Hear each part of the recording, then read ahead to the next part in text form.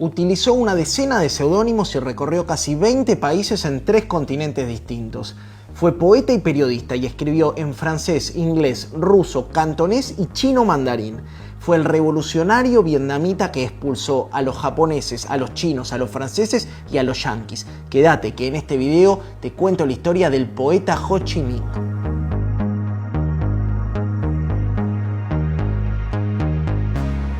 Nguyen Sinh Khun nació el 19 de mayo de 1980. Hijo de un erudito dedicado al estudio del confucianismo, en 1911 salió a dar clases como maestro en el sur de Vietnam.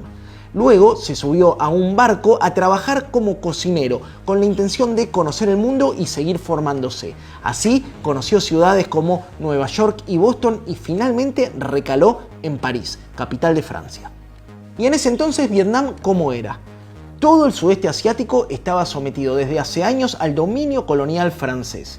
El imperio francés había conquistado el territorio en 1987 y había unido a Vietnam, Laos y Camboya en una institución llamada la Indochina Francesa, que prolongaría su dominio colonial hasta bien entrada la década de 1950. Era una zona agraria muy pobre y desigual. El imperio del Vietnam era una monarquía títere que respondía a los intereses franceses. En los sectores medios crecía un nacionalismo revolucionario en una sociedad donde el 90% de la población se dedicaba a la producción de arroz y caucho orientado a la exportación. En París, en plena Primera Guerra Mundial, Ho Chi Minh se indigna por la cantidad de soldados vietnamitas que peleaban para el bando francés, con pésimos tratos por parte de la oficialidad. Se reúne con exiliados de Indochina e impulsa movimientos independentistas. Era un gran orador que encendía a las masas y transmitía de muy buena manera sus ideas y su forma de ver el mundo.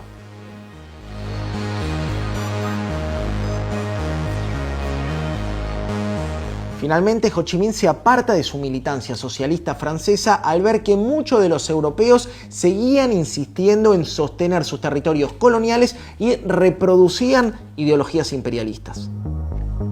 Entonces, en 1923 se va a la Unión de Repúblicas Socialistas Soviéticas, a la Convención Internacional, en plena explosión de la Revolución Rusa. Allí se inspira y se convierte en un gran admirador de Vladimir Ilich Ulyanov, Lenin, el gran conductor de la Revolución Rusa, que comandaba el proceso bolchevique. En la Unión Soviética conoce a cuadros antiimperialistas de Oriente y junto a ellos parte hacia China, donde permanece hasta la guerra civil que enfrentaría a Mao con Chiang Kai-shek. Decide entonces partir al exilio para buscar apoyo para su revolución vietnamita. En su peregrinar pasa por Bruselas, Ginebra, Roma y la India. Cae preso en Siam, en la actual Tailandia, y desde Hong Kong funda el Partido Comunista del Vietnam. En 1941, con la ocupación japonesa, Ho Chi Minh regresa a su país después de 20 largos años de exilio. Funda el Viet Minh, una alianza de comunistas y nacionalistas, e intenta repeler a los japoneses en el norte mientras los propios franceses luchaban por retomar el control colonial de Vietnam. Reúne a 10.000 guerrilleros, casi todos ellos campesinos sin mayor preparación militar. Expulsa a los franceses, combate a los japoneses y declara la independencia de Vietnam el 2 de septiembre de 1945. Al poco tiempo establece el Estado comunista conocido como la República Democrática de Vietnam.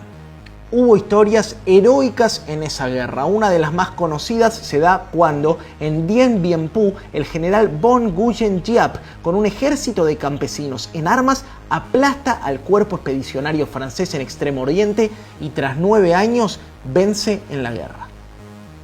Ya en el poder, Ho Chi Minh democratiza el acceso a la tierra y realiza una reforma agraria. Combate hasta exterminar el analfabetismo y escribe poemas en vietnamita para impulsar el uso de su lengua materna.